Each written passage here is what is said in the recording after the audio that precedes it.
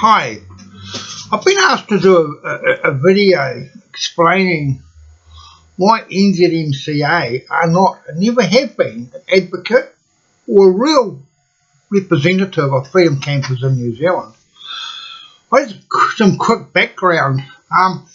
As some of you are aware, we opened up a Facebook group public with James Immick, who is the policy manager for NZMCA, earlier this year to discuss some stuff about trying to go forward. After about 6 weeks, it was closed down. It was closed down amongst complaints that all NZMCA were actually attempting to do was justify their actions in the past, over the past 10 years or so. Many of those actions didn't really deal with people who were part of that conversation. It just didn't make any sense what they were saying they were doing, and the reasons for doing it were actually totally the opposite of what they were actually doing when the bigger picture was considered. So I'm just going to go through a quick little timeline here. It's probably about 10-15 minutes long altogether, and I'll put some links up in the introduction to this video as well. Now, as many of you would be aware, in 2011, the national government of New Zealand at the time passed the freedom camping legislation.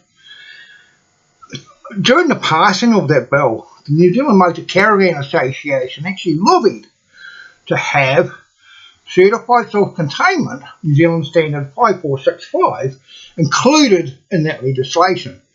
That ultimately failed, and it failed because of a number of reasons. One is, it was not the intent of the Freedom Camping Act to focus solely on RVs, which are the only mode of camping that can, of course, be certified. All those tent campers in it are actually included in the legislation, but cannot be certified. Secondly, there is considerable criteria that has to be met in order to restrict a right. And make no mistake, the Attorney General established freedom camping as a right of the freedom camping public of New Zealand during the passing of that bill in 2011. As a result of failing to have that certified self-containment included in the legislation, and I guess in an act of what one could consider defiance, the New Zealand Motor Caravan Association went on and commissioned a law firm, Palmer, to write a model freedom camping bylaws for councils to use, which of course included references to certified self-containment. That commissioned bylaw was then reviewed by Local Government New Zealand, which is not a government department or even a state-owned enterprise. But NZMCA are a preferred organisation, a preferred partner of Local Government New Zealand. It is a privately run organisation that was set up by councils. It has absolutely no government authority whatsoever. It is there to advise councils. And it is actually an issue where many people think they are doing a role which in actual fact should fall back on the Department of Internal Affairs. I've always been disturbed by the preamble note that is attached to that bylaw. It basically says that the bylaw had been commissioned by Local Government New Zealand with input by Department of Internal Affairs and the Department of Conservation, who were generally supportive of the bylaw. That's always intrigued me, that comment. I've never seen it written anywhere before. As a result of comments made by James Immick earlier this year in the open Facebook group that we had, I decided to do a little bit of research into that. As such, I did an official information application on the Department of Internal Affairs asking why they supported a model bylaw which in actual fact went totally against the intent of the legislation which they would have very well known about. Can you imagine my surprise when Department of Internal Affairs came back with reference to 6 emails, which appears to be the full extent of the consultation between the Department of Internal Affairs, the Conservation Department and local government in New Zealand. 6 emails. However, it is established within those 6 emails that in actual fact, Department of Internal Affairs, as was the Department of Conservation, were actually opposed to any reference to certified self-containment or the New Zealand Standard 5465 within that model bylaw. The reason being, because it would give the councils the impression that they could actually restrict freedom camping to certified self-contained campers only. And there you have it in a nutshell, folks. What have happened? Yeah. Most councils that replied to our official information requests in 2018, of those, there's only a third that ever asked of certified self-containment, and most of those actually did say because there was no other restrictions around that they could readily use, but also half of those, so about 11 of those, also 11 of 22, approximately, actually realised that they had no legal ability to actually enforce that. In that same year, 2012, the New Zealand Motor Caravan Association was making submissions to the Department of Conservation about its freedom camping bylaws, well, cassette notices, if you like, their rules as Dept. It's not a bylaw as such when it comes to Department of Conservation. One of the things that really stands out in those submissions is the fact that NZMCA, and remember the Freedom Camping Act had only been out not even a year, were actually telling Doc that if they were having problems with freedom campers, it was almost exclusively going to be non-certified self-contained campers. Almost exclusively non-certified self-contained campers. Does that sound like an advocate of freedom campers to you? It is actually interesting that Doc is apparently and unofficially dropping references to certified self-containment from many areas of things. At the same time, many wardens and rangers are actually accepting responsible campers accreditation in place of certified self-containment. Over the next few years, of course, we had many councils implementing freedom camping bylaws, and almost exclusively, in fact, we have yet to discover any submissions by New Zealand Motor Caravan Association that did not make reference to certified self-containment in their submissions during those bylaw creating things. In 2015, I actually returned to New Zealand from overseas, and I became aware just about instantly of NZMCA's hate campaign against smaller vans and sliders. I always thought that hate was somewhat misplaced because it's actually the people who are responsible, not the mode of camping. It appears the campaign had more to do with noisy sliding doors being opened and closed in the middle of the night than what it actually was to do with irresponsibility by those owners of those sliding vans. In 2016, Department of Internal Affairs commissioned a Freedom Camping situational report, and they suggested that a club that represents mostly grey-haired nomads, campers, had been responsible for skewing the regulatory response towards non-members, and particularly against smaller camper vans. And I will actually post a link to that in the intro, as I will to the model bylaw previously discussed. In 2017, Responsible Campers Association was established informally as a Facebook group. The New Zealand Motor Caravan Association that same year funded to the tune of $100,000 amendments to the New Zealand Standard of Self-Containment. The amendments included requirements that the toilet be accessible when required, thus attempting to stop small sliders and that from getting certified self-containment certs. The amendment allowed the use of toilet tents. Great. but only if the toilets could be used inside the RV first. Like the New Zealand standard, the Freedom Camping Act only applies in camping. Thus, that requirement is actually an agenda-driven requirement. It's not a solutions-driven requirement. If it was solutions-driven, the use of a toilet tent could be used without conditions at all times when camping. It does not apply when people are travelling from campsite to campsite. Requirement to be available when required is often misquoted by the New Zealand Motor Caravan Association as being available at all times. There is a major difference, and when required would actually be impossible for a tester to determine testing to issue a certified self-containment certificate. Because how are you going to know a person's personal toileting habits? That is what, when required, comes down to.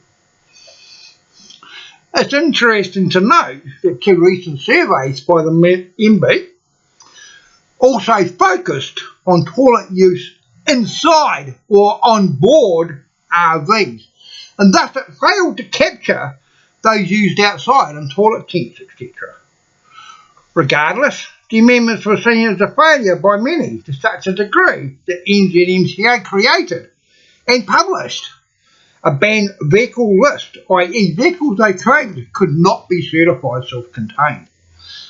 This banned vehicle list was widely published by mainstream media at NZMCA's direction, while the NZMCA continued to certify their own members' banned vehicles under the cover of darkness or behind closed doors.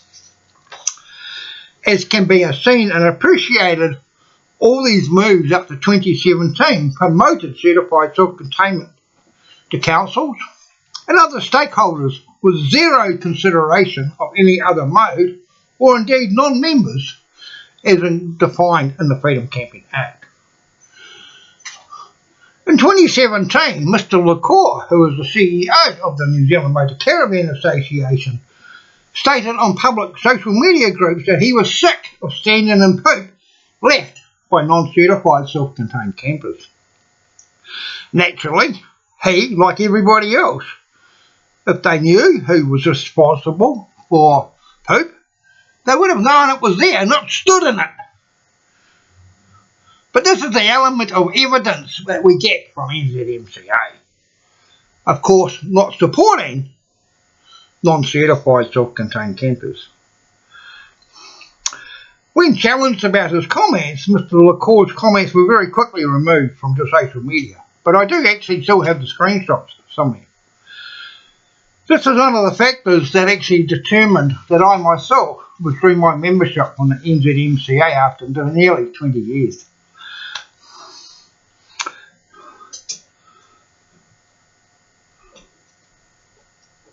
Later that year, over 2017-2018, over the Christmas period, responsible campers surveyed Freedom Campers and we received nearly 1,000 responses, of which 93% of those responses identified as NZMCA members. Many supported the suggestion of an education and accreditation program, 54%, while only 24%, less than a quarter, supported certified self-containment, with the balance being undecided or unsure, or didn't answer the question. This is what actually led to RCAI gathering interested parties together, including the fire service, councils and some councils, DOC staff and other, to develop our education and accreditation program.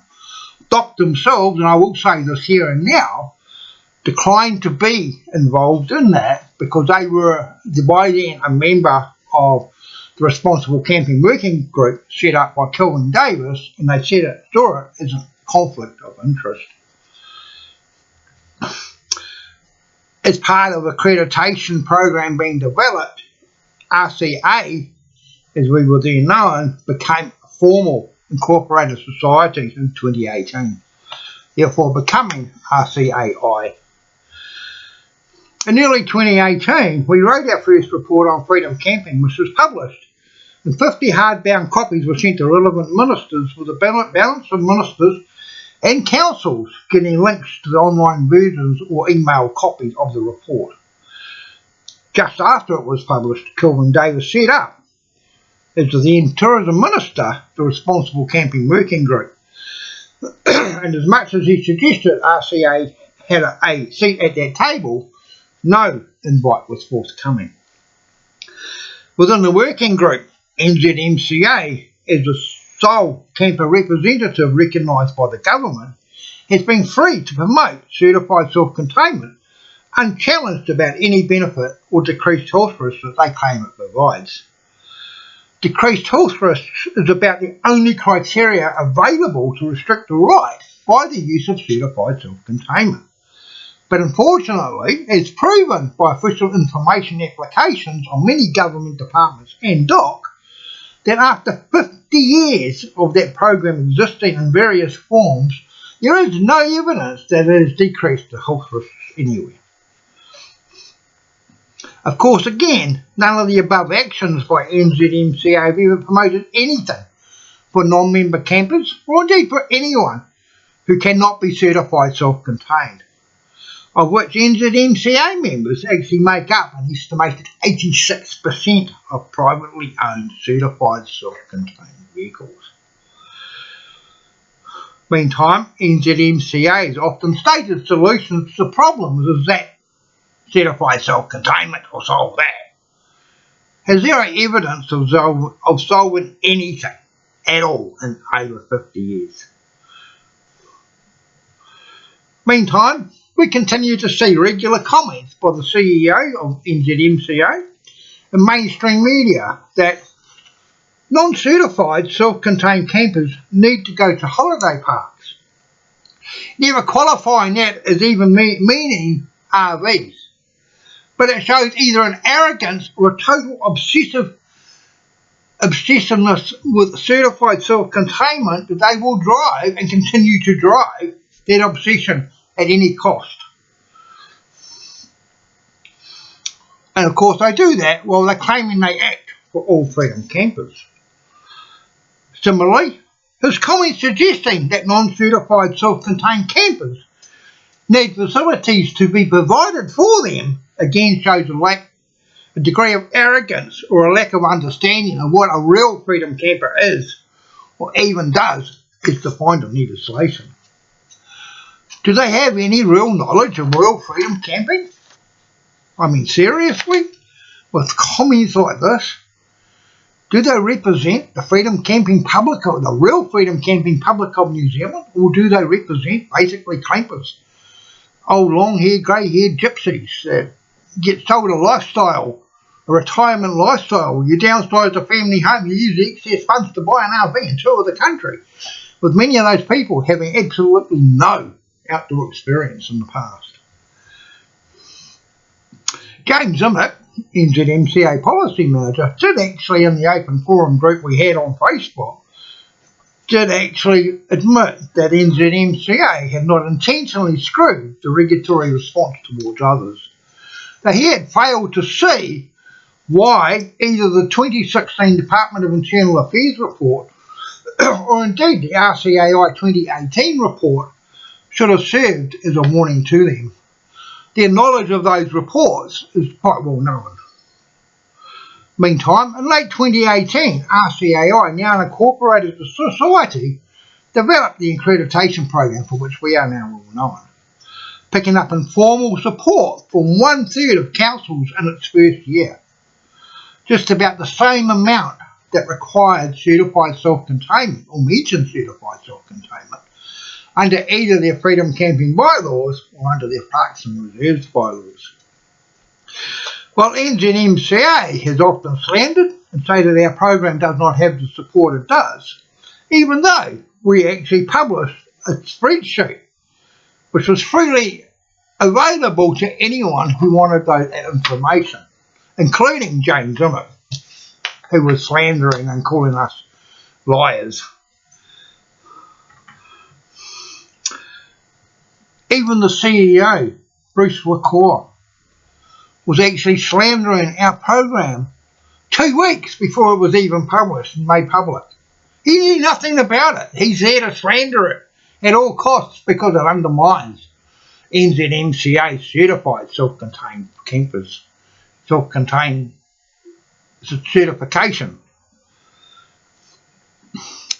Over the years, RCAI has become a default organisation for certified self-containment complaints and complaints about the NZMCA, which was never really our intention.